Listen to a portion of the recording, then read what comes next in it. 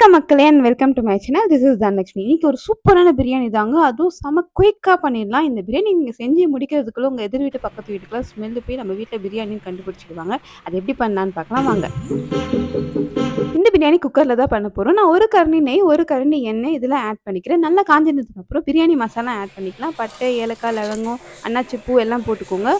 ஏலக்காய் மட்டும் 3 போட்டுக்கோங்க. மற்றதெல்லாம் ஒன்று ஒன்று ஆட் பண்ணிவிட்டு 2 பச்சை மிளகாய் ஆட் பண்ணிக்கிறேன். நீங்கள் நல்லா காரம் சாப்பிடுவீங்கன்னா 4 பச்சை மிளகாய் ஆட் பண்ணிவிட்டு ஒரு 2 பெரிய வெங்காயத்தை நீட்டாக கட் பண்ணி இதையும் ஆட் பண்ணிக்கலாம். நான் வந்து 1/2 kg ரைஸ், 1/2 kg சிக்கன் எடுத்துக்கிறேன்.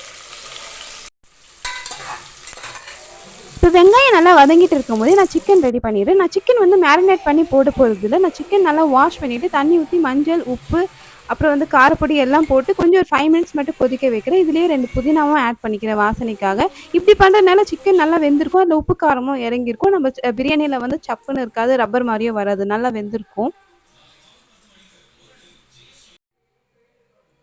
சிக்கன் ஒரு பக்கம் வேக வைக்கும் போது சைடில் வந்து இஞ்சி பூண்டு அரைச்சிடுறேன். வெங்காயம் இன்னும் வதங்கிட்டு தான் இருக்குது. இஞ்சி பூண்டு உரிச்சு வச்சுருக்கேன். அது 2 மிக்சியில் போட்டு அரைச்சி இது ஒரு 2 டேபிள் ஸ்பூன் ஆட் பண்ணிக்கிறேன் வெங்காயத்துலேயே.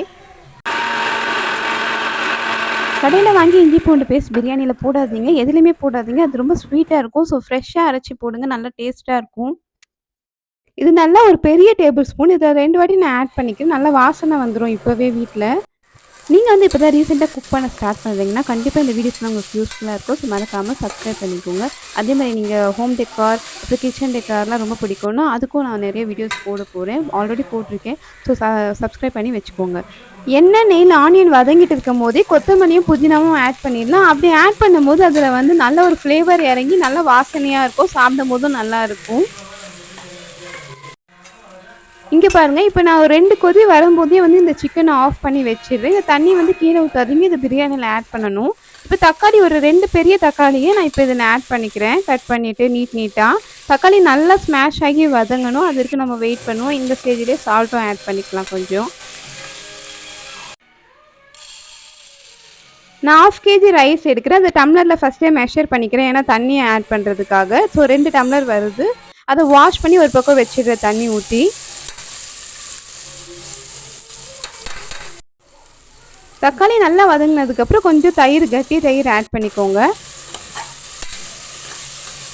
இப்போ மசாலா ஆட் பண்ணிக்கலாம். எங்கள் வீட்டில் குட்டி பாப்பா இருக்கனால நான் காரப்பொடியெல்லாம் கம்மியாக தான் போடுறேன். 1 டேபிள் ஸ்பூன் மிளகாப்பொடி, அப்புறம் ஒரு 1/2 டேபிள் ஸ்பூன் வந்து கரம் மசாலா ஆட் பண்ணிக்கிறேன். ஆல்ரெடி சிக்கன்லேயும் நான் காரப்பொடி போட்டிருக்கேன். இப்போ சிக்கன் தண்ணி எடுத்துகிட்டு மசாலா நல்லா வதங்கினதுக்கப்புறம் இதில் சிக்கனை போட்டு மிக்ஸ் பண்ணிக்கிறேன். அப்படியே ஒரு 5 மினிட்ஸ் குக் பண்ணலாம்.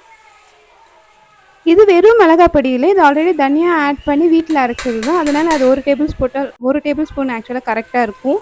இப்போ சிக்கன் வதங்கினதுக்கப்புறம் அந்த சிக்கன் வேக வச்ச தண்ணி வந்து ஆட் பண்ணிக்கிறேன். நான் 2 டம்ளர் அரிசி போட்டனால 3 டம்ளர் தண்ணி ஊற்றணும். 1 டம்ளர் சிக்கன் தண்ணி ஊற்றிருக்கேன். இப்போ அரிசி வந்து வாஷ் பண்ணி ஒரு 10 மினிட்ஸ் ஊற வச்சேன் பார்த்தீங்களா, அந்த தண்ணியும் நம்ம இதில் ஆட் பண்ணிடணும். அதை வேஸ்ட் பண்ணக்கூடாது, அதெல்லாம் ரொம்ப நல்ல தண்ணி. அதையும் இப்போ ஆட் பண்ணிக்கலாம்.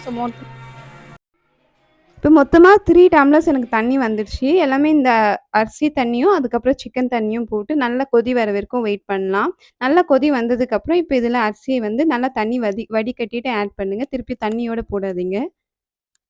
இதுக்கு நடுவில் ஒரு சின்ன டிப்ஸ் பார்த்துடலாம். எப்பவுமே லெமன் டேரெக்டாக ஃப்ரிட்ஜில் வச்சிங்கன்னா ஒரு மாதிரி அழுகி போனால் காஞ்சி போன மாதிரி ஆகிடும். எப்பவுமே ஒரு நியூஸ் பேப்பரில் அதை நல்லா சுற்றிட்டு ஒரு டைட்டான டிஃபன் பாக்ஸோ இல்லை இந்த மாதிரி பிளாஸ்டிக் பாக்ஸ்லேயோ போட்டு வச்சிட்டிங்கன்னா ரொம்ப நாள் ஃப்ரெஷ்ஷாகவே இருக்கும். கருப்பாக ஒரு மாதிரி புளியெல்லாம் வராது. இப்போ வந்து இந்த லெமன்லேருந்து நான் ஒரு பாதி லெமன் கட் பண்ணி இப்போ இதில் ஆட் பண்ணிக்கிறேன்.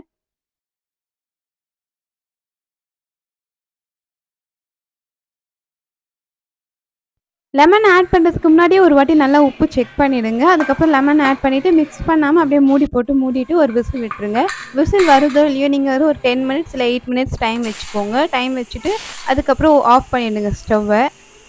விசில் போடுறதுக்கு முன்னாடியே எனக்கு பசிக்க ஆரம்பிச்சு, நல்லா வாசனை வந்துச்சு.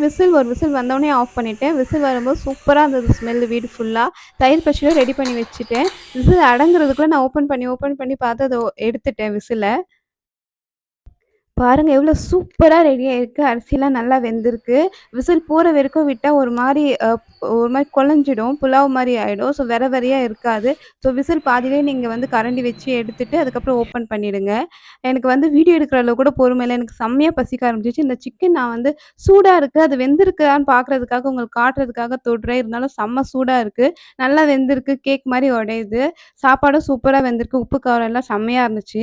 நீங்க வந்து கடையில பிரியாணி மசாலா வாங்கி போட்டு செய்ற ஆளா இருந்தீங்கன்னா, இந்த மாரி ஒரு வாட்டி ட்ரை பண்ணி பாருங்க. சூப்பரா இருக்கும். எப்படி இருந்துச்சுன்னு கமெண்ட் பண்ணுங்க. இந்த மாரி வீடியோக்கு மறக்காம சப்ஸ்கிரைப் பண்ணிக்கோங்க.